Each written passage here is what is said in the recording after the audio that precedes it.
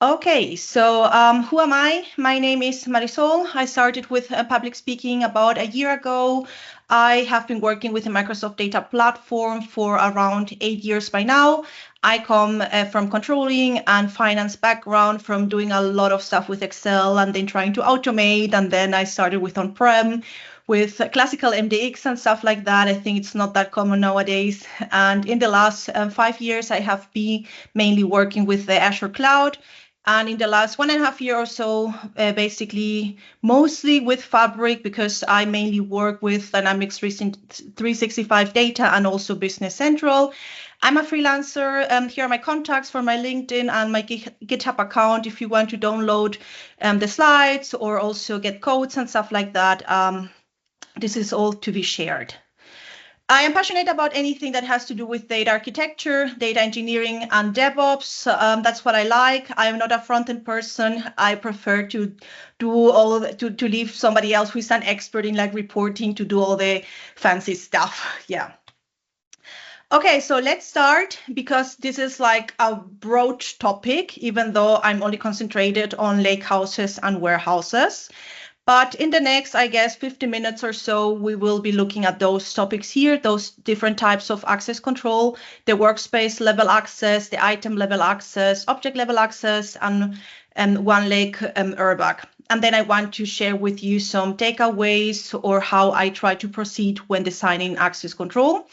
And what I really want you to grasp is like the differences between those different types of level access, but also the similarities, so that at the end, you know where you have to be aware of what, let's say.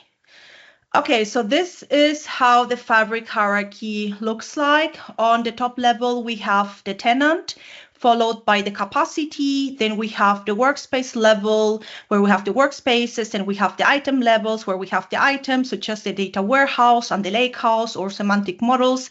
And then on the last level, we have the so-called objects. An object can be, for example, a table in a data warehouse or a lakehouse. And today we will be focusing on those three ones: the workspace level access, item level access, and object level access, and their similarities, but also the differences. And there is one fourth thing that I'm also going to talk about today. And this is not really a level in the hierarchy, because it actually relates to one specific item, which is the lakehouse. All right, so let's start with the first one, the workspace level access. I guess that most of you are already familiar with Power BI and with the workspace access roles. So this is nothing really, it's not really new, but let's just go through it. So in Fabric, either users or security groups, they can be given workspace level access. And what they can do in the workspace is basically defined by their role. We have those different 4 types of roles. We have the administrators, the members, the contributors, and the viewers. And the key point here is that the role applies to all the items in the workspace. So a viewer in the workspace will be able to see all items in the workspace and not only specific ones. So here is the official overview by Microsoft regarding what the users or security groups can do based on their workspace roles.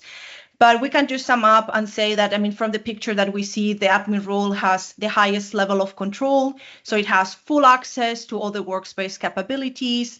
The member role has still a lot of privileges, but he cannot manage workspace settings. So for example, the member cannot connect a workspace to a Git repository, let's say.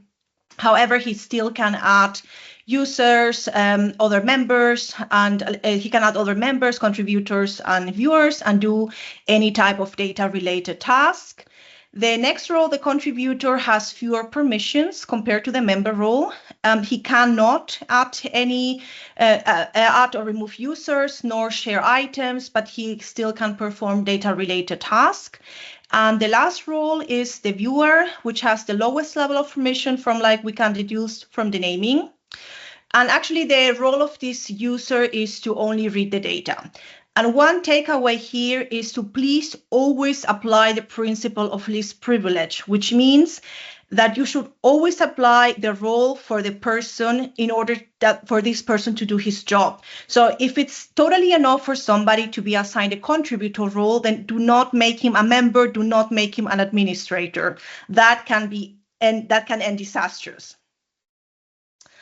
Okay, so let's just sum up. Like I said, I will be using my Lord of the Rings characters. And if we look at the simplified view of the workspace role, we can see that if we take Gandalf as an administrator, Legolas as a member, and Aragorn as a contributor, they basically have full access to the workspace. For a viewer, I chose Galadriel, and for the viewer, there are a bunch of restrictions. So for example, the viewer can read data from the warehouse or the SQL Analytics endpoint of the lakehouse, as well as see reports, but she cannot execute any Spark notebooks or view any files in OneLake.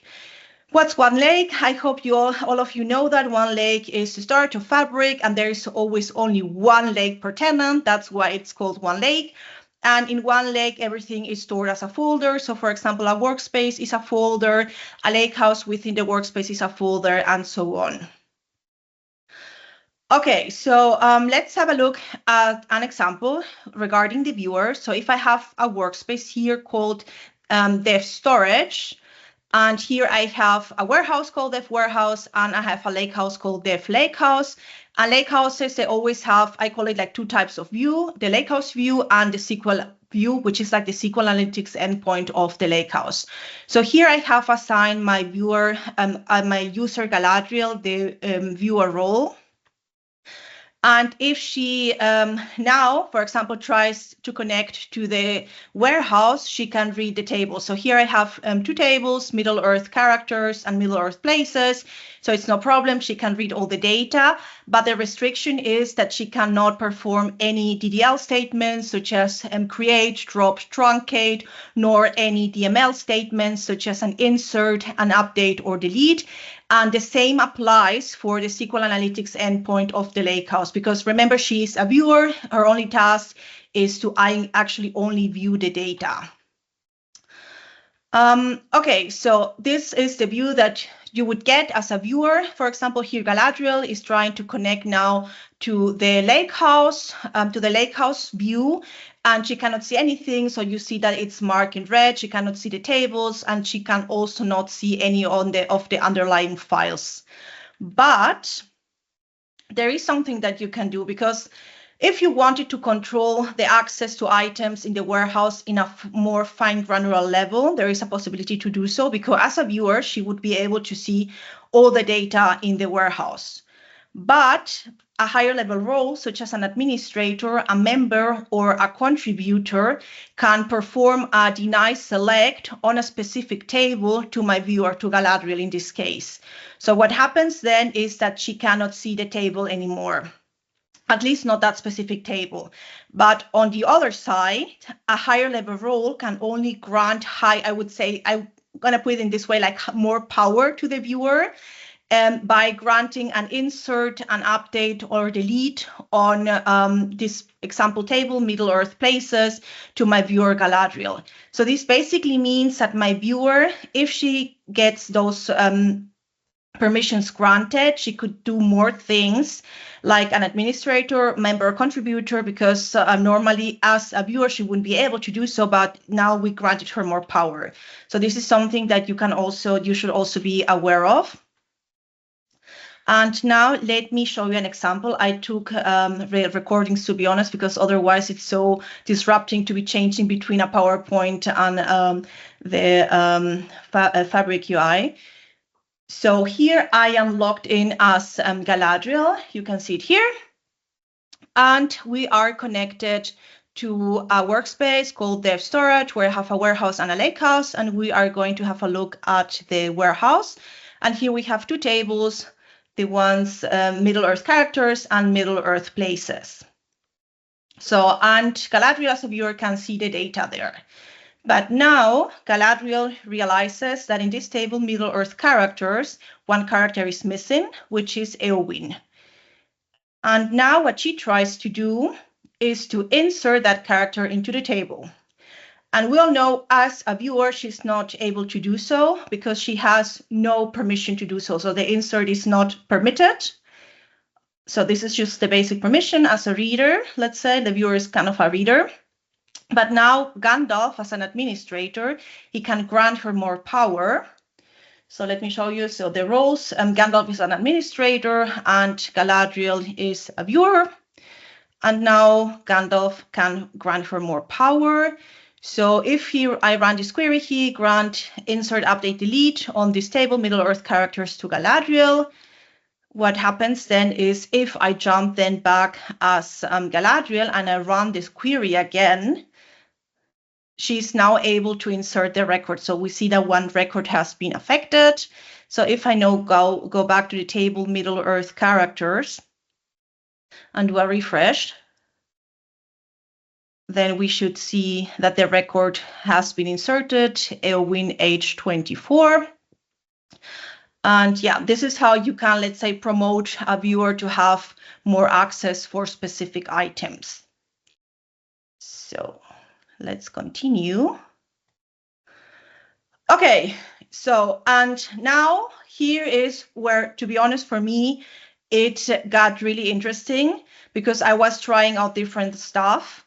And what I tried to do here is that I realized that Gandalf actually, as an administrator, he should be able to do anything, right? But then I realized that Aragorn, as a contributor, he can perform a deny select on a table to Gandalf. And this is something that was very unexpected for me, to be honest. And what happens then is that Gandalf can see that there is the table, but he cannot select the data anymore. Let me show you that because I also recorded all of that. Okay, so here again, I am logged in as Gandalf in my warehouse, and I have those tables that we all know by now, the Middle-earth characters and Middle-earth places, and Gandalf can see all the data. He's an administrator in the workspace where the warehouse is located. Now I have logged in as Aragorn, and Aragorn has the role of a contributor. And now he performs a deny select on the table Middle-earth characters to Gandalf. So now Gandalf, if we jump back as Gandalf, what happens then is that we have to do a small refresh to see the effect taking place. But now he can see that there is a table, Middle-earth characters, but he's not able to select the data anymore. Okay, and this, like I said, was quite surprising for me because the take is that lower level roles can kind of like revoke permission of higher level roles when it comes to SQL tables in Fabric, at least regarding the warehouse and the SQL Analytics endpoint. And while this can kind of, let's say, wreak havoc on other users, it cannot be used for privilege escalation. So the contributor cannot grant himself new powers. The deny also works for the insert, update, and delete, so not only for the select. The good thing is this does not apply to the viewer, so the viewer still cannot restrict access to a higher workspace role. But the bad thing is that the user with the restricted access, for example, Gandalf now, is not able to fix it himself as he cannot revoke the permission to himself. And this is something that I think you should be aware of. Okay, so now we just looked at the warehouse. Let's look at the same thing, but for the SQL Analytics endpoint of the Lakehouse. So here, what if we wanted to control access to items in the SQL Analytics endpoint of the Lakehouse? So here we still could do a deny select to the viewer performed by administrator, member, or contributor for a specific table. So it works the same thing. But she's not able to see the table anymore. But if we try to grant an insert, update, or delete to the viewer for a specific table, the query runs, there is like no error shown, but this doesn't work because we have to remember that the SQL Analytics endpoint is read only. Okay, so again here, if we do a deny select on a specific table, let's say a lower level role such as a contributor does this to an administrator in the SQL Analytics endpoint of the warehouse, the deny select for a table here to Gandalf works. So he cannot select the data anymore, but the deny insert, update, and delete doesn't work. I mean, it runs, there's no error message, but it doesn't work anyways because the SQL Analytics endpoint is read only. All right, so now we have seen that a deny select could theoretically be used, let's say, for malicious purposes, like taking away permissions from an administrator. But what if this is used legitimately? So let's say there is a good business reason behind it. So let's say that some people should not be able to see data such as salary data. Is there still a way that those people still can access the data in the lakehouse? And here's where you have to be aware between the difference of the lakehouse view and the SQL view, so the SQL Analytics endpoint of the lakehouse, because the deny select only applies to the SQL Analytics endpoint. So if I perform a deny select to my admin member or contributor for a specific table, then those users cannot see the table in the SQL Analytics endpoint of the lakehouse. But if they access the data through Spark, they can do everything. So they can insert data, delete data, manipulate things, because with Spark, it is all or nothing. But the thing is, when the users connect from Power BI, the connection is made through the SQL Analytics endpoint. So even though they cannot see the data in Power BI, they could still manipulate things through Spark. So just remember that the deny select on the tables only applies to the SQL Analytics endpoint. Okay, so now one question is, how can you find out who has access to a workspace? I mean, of course, you could go to the UI and look in every single workspace under manage access and see who's there, which role does the person has or the security group.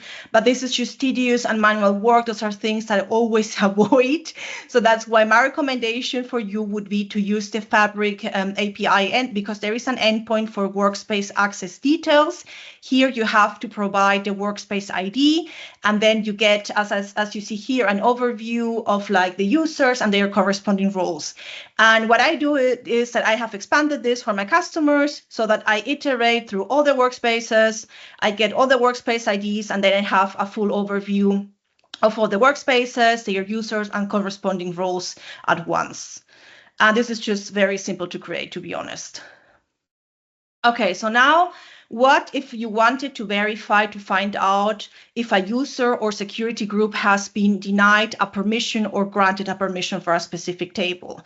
So this is a statement that you would use. So here, I think in my demo, let me show you. Here, Gandalf wants to find out the permissions that Galadriel has. So this is the query that he would then run.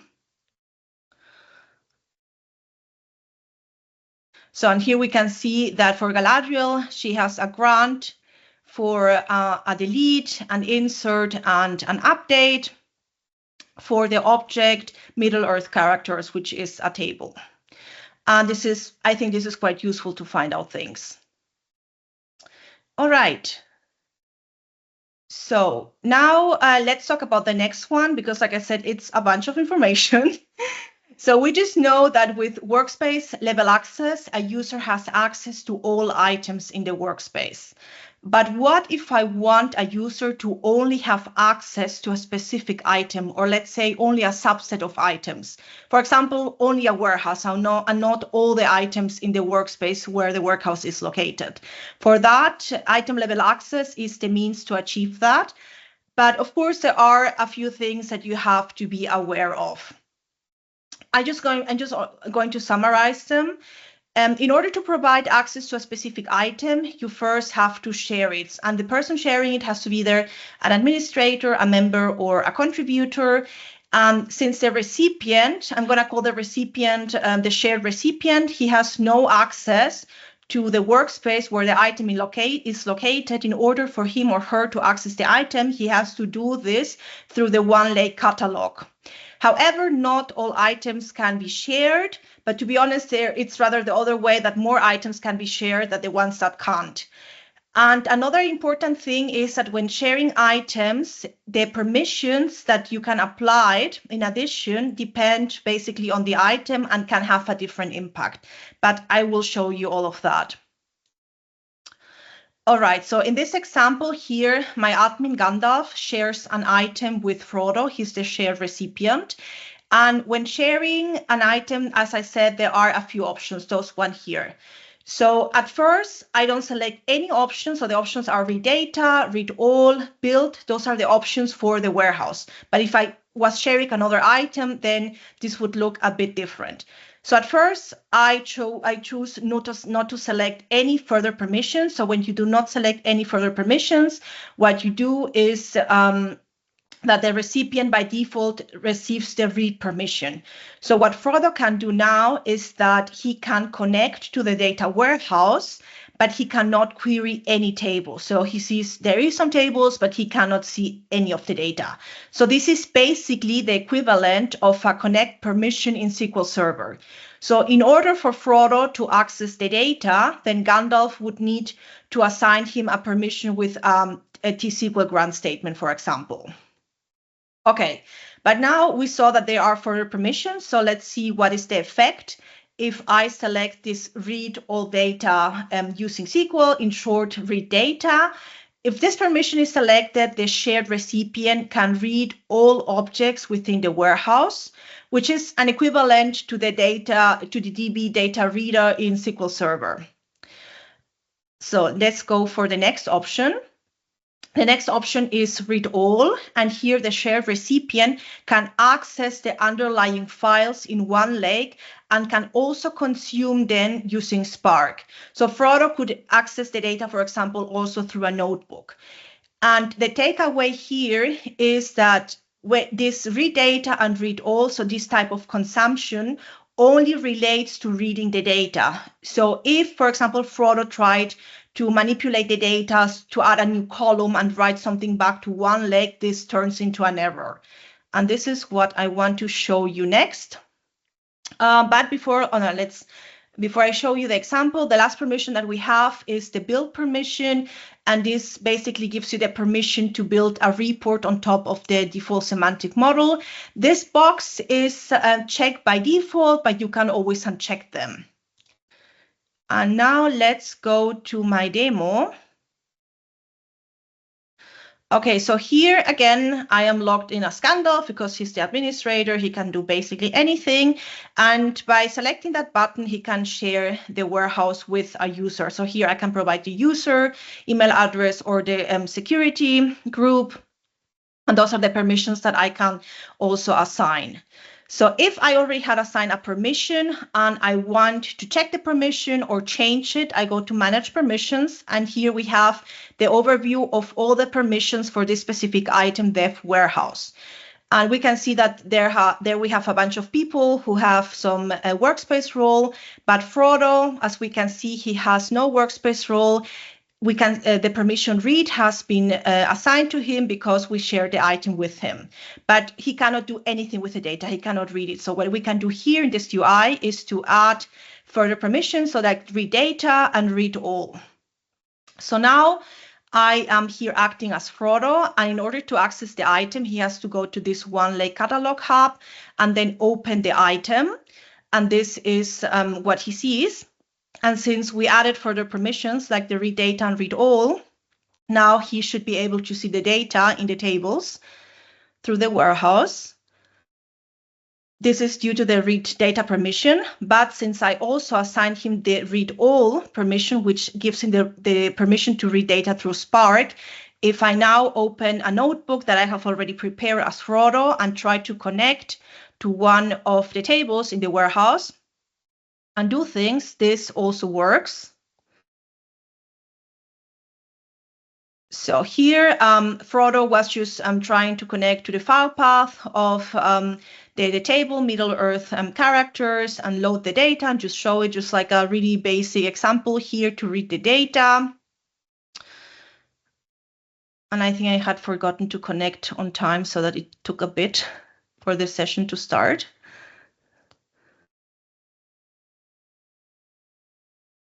Okay, so this is running. And now we should be able to see the data through Spark. And there it is. And what I tried to do afterwards was to manipulate the data. So here I tried to add a new column called race and add just the value unknown. And when I run this and I then try to write it back to one lake, I got an error message saying me that this is a forbidden operation. The access was denied because remember that when you share an item, in this example, the warehouse, this read data and read all only regards reading. So you cannot write back or manipulate things. All right, let's continue. Here I have an overview of the fabric items and whether they can be shared or not. As we can see, most items, they can be shared. It's rather the, I would say, the real-time intelligence items that cannot be shared, but also the data pipelines cannot be shared. So if you wanted to share a data pipeline with somebody, the only way would be to put that person, for example, as a viewer or whatever role in the workspace where the data pipeline is located. All right, now, depending on the item being shared, as I had said, you might find a different set of permissions that you can grant to the recipients when you share the item. So the read permission, it's always granted during sharing. This is the default permission when you share the item. And in order to discover the item when it was shared with you, you have to go to the OneLake Catalog Hub and then open it. Then we have the edit permission. With this permission, the recipient can edit the item or its content. The edit permission, it's only available for the, at least one example is the notebooks, like for example, not the lake houses or the warehouses. Then we have also the share permission. Here the recipient can share the item and also grant permissions up to the permission that they have. So for example, if the original recipient has a share, edit, and read permission, then he can at most also grant a share, edit, and read permission to the next recipient. And the other permission is the run permission, which gives you the permission to execute or cancel an execution of the item. Okay, so now how can you find out who has access to an item? I showed you that in the demo. So you can always go to the item and go under manage permissions, and then you have the overview. And here you can also take permissions away, for example, or grant further permissions. But this is, again, tedious and manual and takes time. So if you at least only wanted to find out who has access to an item, there is the Fabric REST API. There is an endpoint for listing the item access details. So if I run this and provide the ID of the item, this is what I get. I get an overview of the user and the permission that he has for a specific item. So for example, Aragorn has a read and write for that warehouse. Now, there are a few things that I want you to consider. And the thing is when to use this item level access. My recommendation would be when you want to grant access to specific items without granting access to the whole workspace. But one really big red flag for me is that there is no Git integration. There is no source control. Because if you share, for example, a notebook has the permission to be edited. And if you grant that permission, then the shared recipient, for example, Frodo, can edit the notebook and change things, but all of this is only locally. So the thing is, it's not integrated into the original item that was shared with.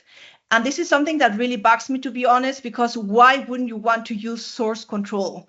So I hope that this changes in the future, because it makes no sense kind of to share items that can be edited, but there's no Git integration for that. So for me, this is a big flag, to be honest. And my recommendation is therefore, and it only kind of makes sense to me to use item level access with share recipients when they do not want to develop anything, but just need to read things. So for example, if there is a business analyst checking some data in a Power BI report and realizes, oh, these values are kind of odd, I have to check the source. So then you can share the item like the warehouse, and the data analyst can just run some T-SQL queries to verify the data and stuff like that, and he doesn't need to develop anything. Yeah, maybe you can also share your opinion on that. That would be really interesting for me. But for me, it really makes no sense sharing any type of notebooks and providing the permission to edit them if there is like no Git integration for that.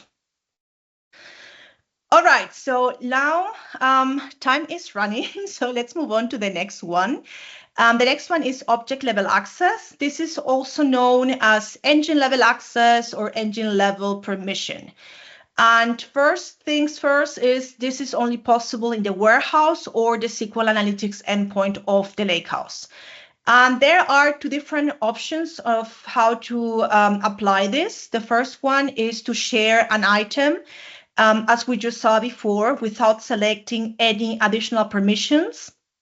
So the shared recipient can only connect to the item, but he cannot see any data when he connects to the warehouse or the SQL Analytics endpoint of the Lakehouse. This is option one.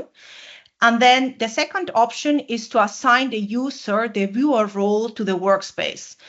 Here, the thing is that he would be able to see everything. So you always have to look at, it really depends what you want to achieve. I always prefer to go for the option where there is a higher restriction.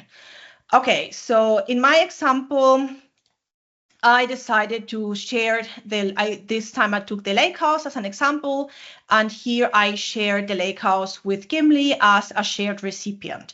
So now regarding object level access, I would call it there are 4 different types of flavors that you can apply. The first one is object level security. So here the access to specific database objects such as tables is based on the user privileges or restrictions. And we already saw how this works when we look at the workspace level roles. So here we can grant a select on a specific table to a user. So in this example, I am granting a select on the table DBO bronze character infos to my user Gimli.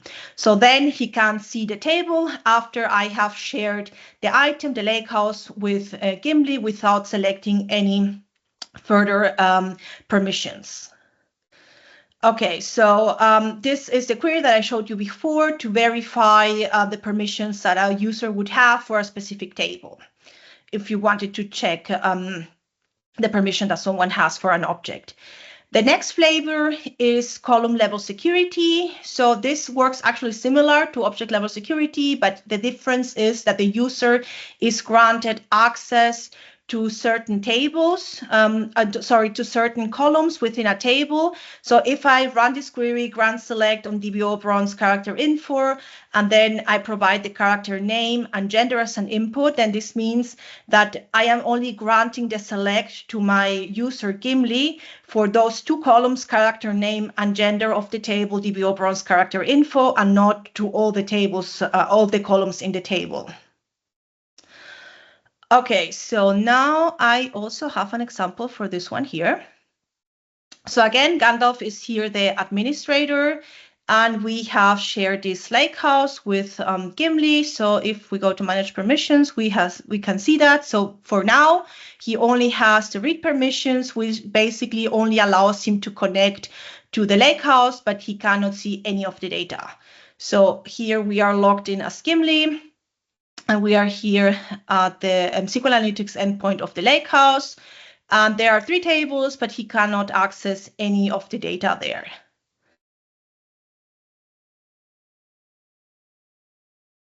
Okay, so now what we can do as Gandalf is that we first we grant him select on this table DBO bronze character, but only to the columns character name and gender.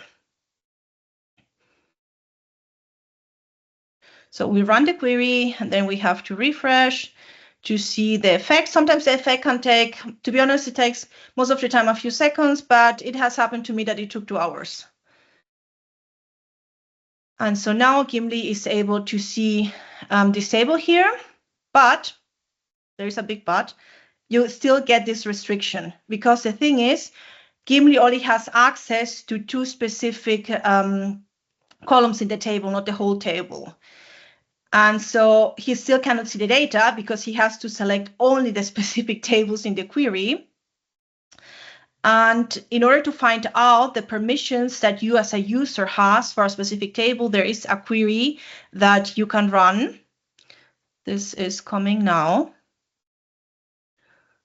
And so if you run this query, select star from sys fn my permissions, and then provide the object, the table, then you can see that this user has a select only for 2 specific tables. So if I now change the query and only select the columns for which I have permission to, then the query runs and I get the results.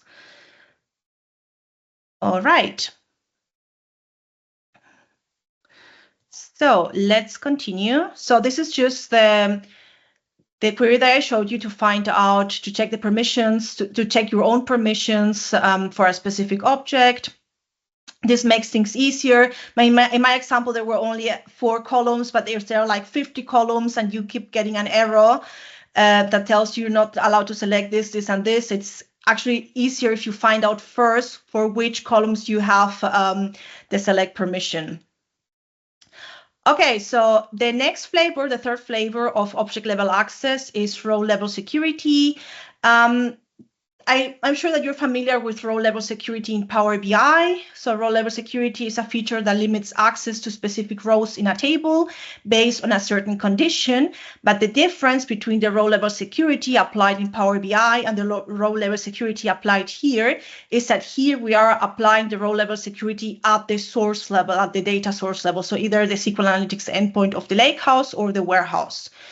A classical example is if you might want a salesperson to only see their own sales data and not all the data.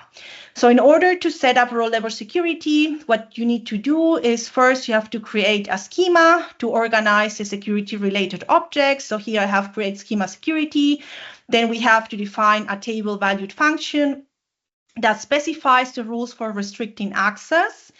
And the third thing is to create a security policy that applies those rules to the table. So here I have a very, very basic example where the function just ensures that the user Gimli cannot see the rows where the character name is Galadriel.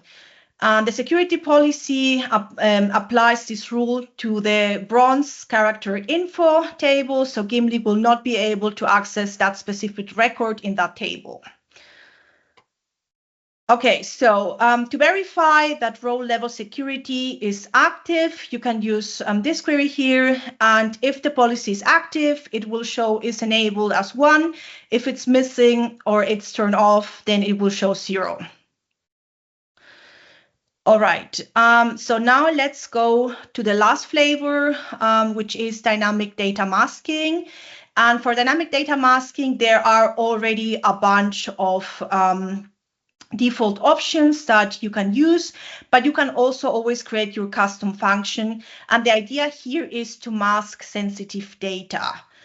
So what I was trying to do here is that in this case, Gimli can access the table bronze character info, but I mask the column partner. So instead of seeing the values that appear under partner, he only sees an X because that's like the default function that I was using for the column partner.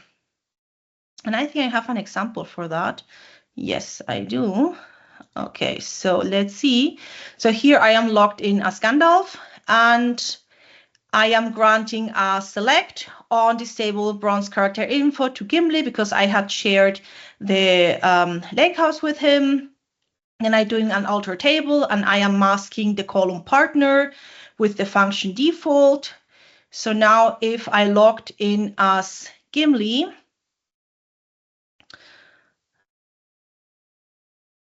so let's see, it's loading.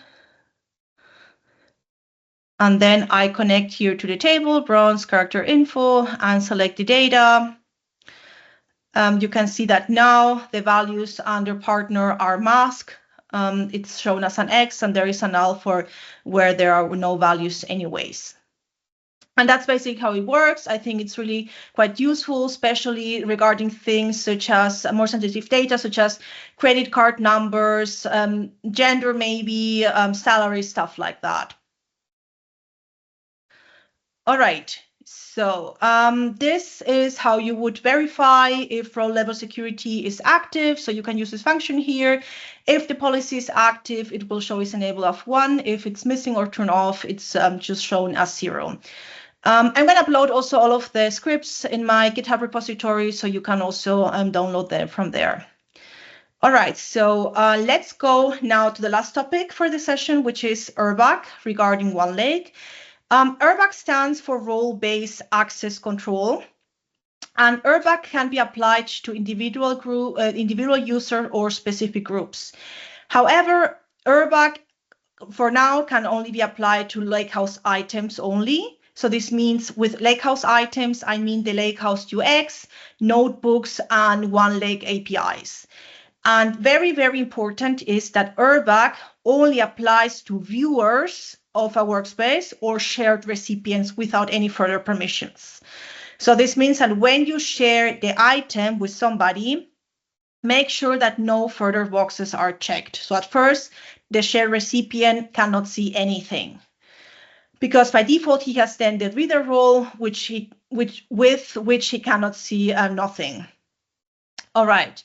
So how does this work? Actually, only admins, members, and contributors can create a so-called OneLake role to grant access to either only specific folders in a Lakehouse or all the folders. And this role can also be applied to either single users or security groups. But the thing is, this role can also be applied to users that already have an existing permission for the Lakehouse.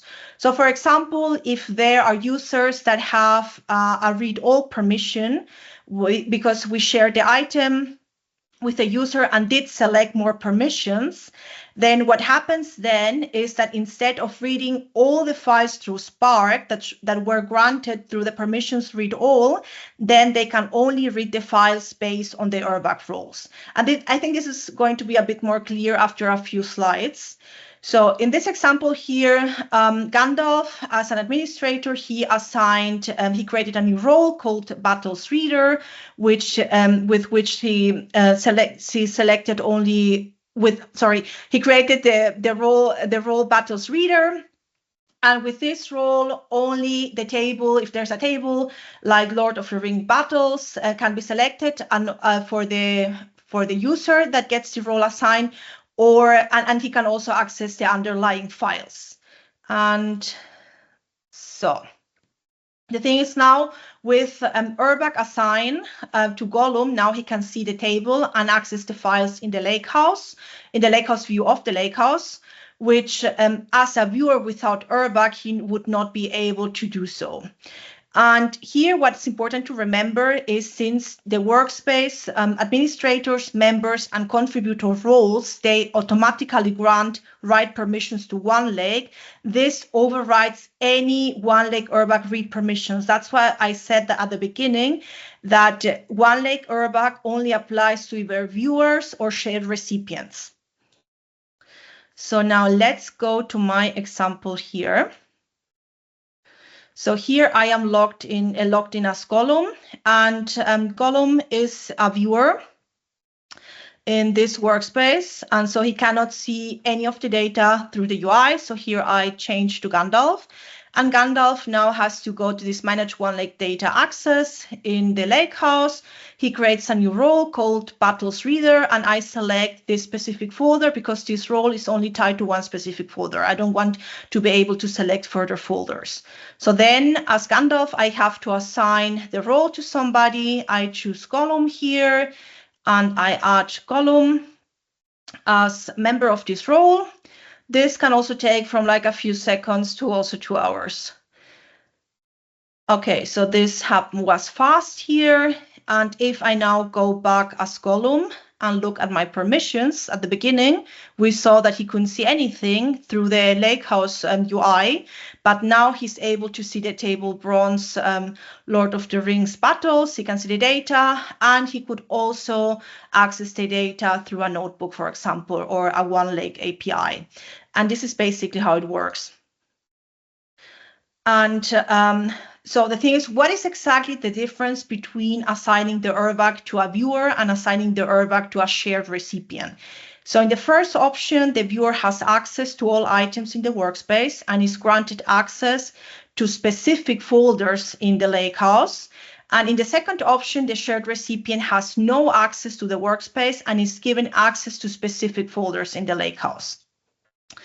And one important point here regarding URBAC with shared recipients is that when the shared recipient has further permissions, so this means that when I share the item and I selected read all Apache Spark, for example, so the read all, then without URBAC, the shared recipient can access all underlying files through Spark. But with URBAC applied on top of that, then the shared recipient can only read the underlying files for which URBAC applies through Spark. So that's the difference. So you have just to be aware what's the difference if I share an item and do not select any further permissions, and what's the difference if I share an item and I had selected this read all Apache Spark permission, and on top of that I set a one-leg URBAC role for the user. Okay, so how can you find out who has an URBAC role?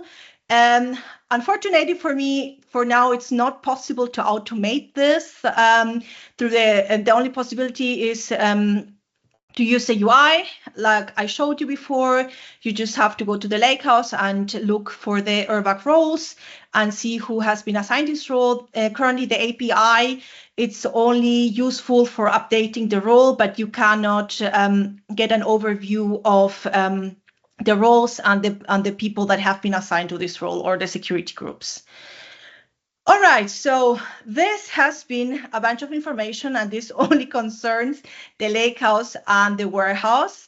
And I want you to have some useful things to take away. So how to proceed when you start designing access control. So how can you do, what can you do for designing proper access control? So first of all, always apply the principle of least privilege, as I told you at the beginning. So ask yourself, is item level access enough? If yes, use that. If no, ask yourself, is viewer enough? If yes, go for that, go for Galadriel. If no, is contributor enough? If that's enough, go for Aragorn. If not, ask yourself, is member enough? If yes, go for Legolas. If member is not enough, then is admin enough? I mean, and come on, admin is like the highest thing that you can get. So if admin is enough, then use that. Go for Gandalf. If admin is not enough, then I am sorry, you cannot have my job. I like it.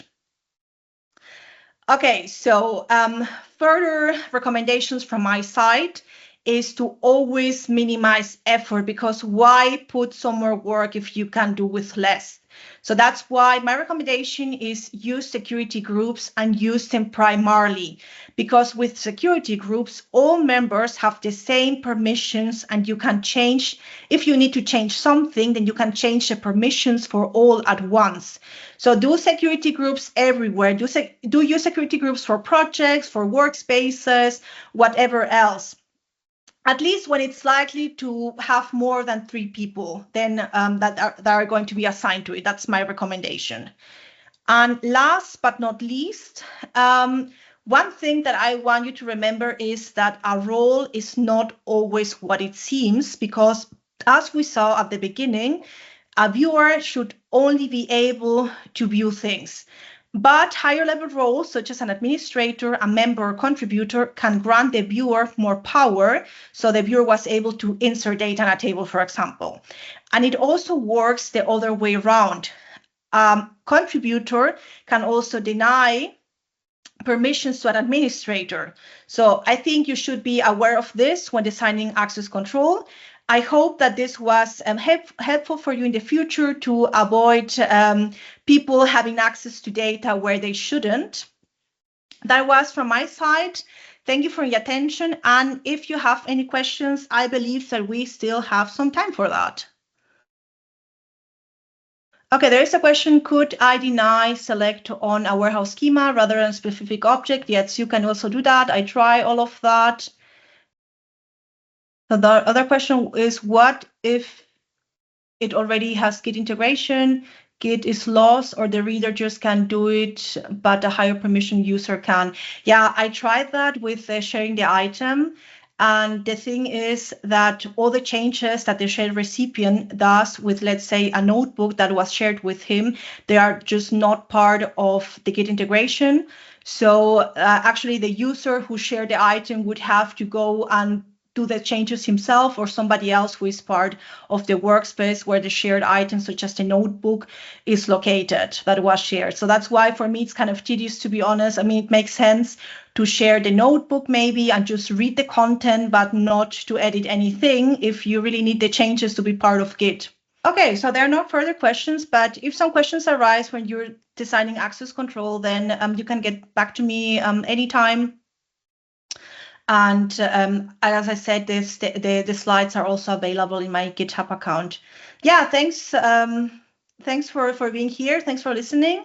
And I wish you a lot of fun in the rest of the day. There are a bunch of sessions that I want to attend at the same time, but it's impossible. So I'm really happy that the recordings will be available in a few weeks.